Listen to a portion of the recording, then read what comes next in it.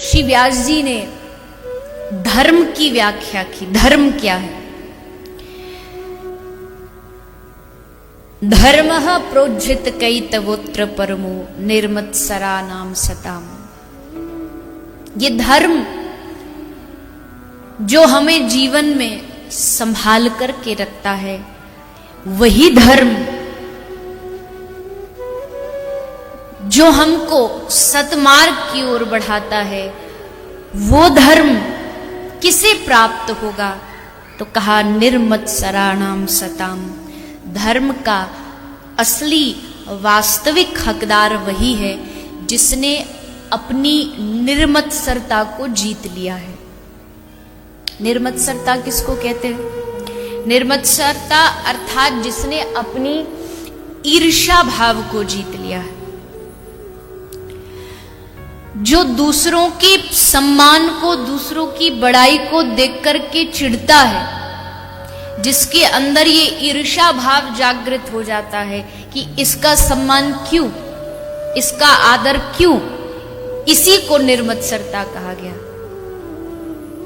और दुनिया में इसी चीज से बचना बड़ा मुश्किल काम है।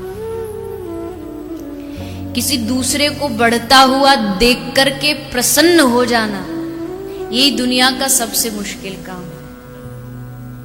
हम सब कुछ सहन कर सकते हैं, पर हमारा साथ वाला अगर हमसे आगे निकल जाए तो ये फिर सहन नहीं होता। फिर लगता है अरे ये कल का आदमी ये कहां चला गया और हम कहां रह गए। और हृदय में फिर ईर्ष्या का जन्म होता है। और ईर्ष्या का जन्म होने से फिर क्या होता है? ईर्ष्या का जन्म हुआ तो फिर निंदा आरंभ हो जाती है, निंदा शुरू हो जाती है। जिनसे आप ईर्ष्या करोगे उनका आप घर घर जाकर के फिर निंदा करते हुए घूमोगे, बुराई करते घूमोगे, ये ऐसा है, वो वैसा है।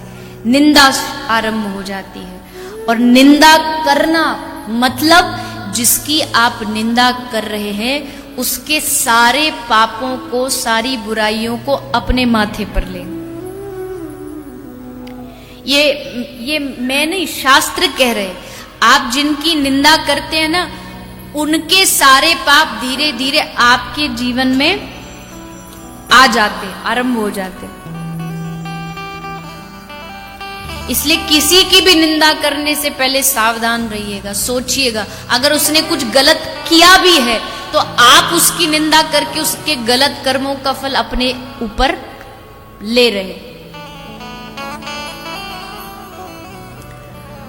पर आज के आदमी को खाने को ना मिले तो चल जाएगा, लेकिन निंदा करने को ना मिले तो उसे नींद नहीं आती।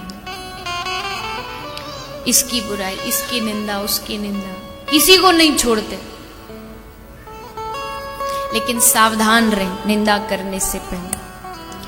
पर हां, ये बात भी है कि जिसकी निंदा हो रही है उस आदमी को खुश रहना चाहिए।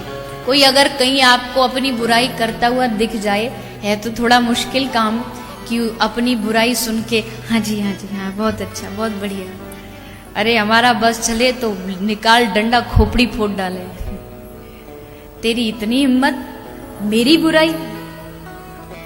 पर शास्त्रकार कह रहे हैं, संत कह रहे हैं कि अगर कोई तुम्हें अपनी निंदा करता हुआ दिखाई देना तो नाराज मत होना, उसको तो जाकर के तुमको सर पे ताज पहनाना चाहिए। वाह वाह भैया, कितना अच्छा काम कर रहा है तू, हमारी बुराई करके हमारे सारे पापों को तू खुद जीभ से धो रहा है।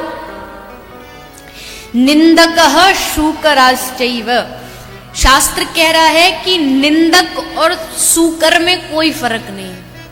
एक ही फर्क है कि सूकर तो आपके मल को साफ करता है और निंदक जीभ से बुराई कर करके आपके पापों को साफ करता है।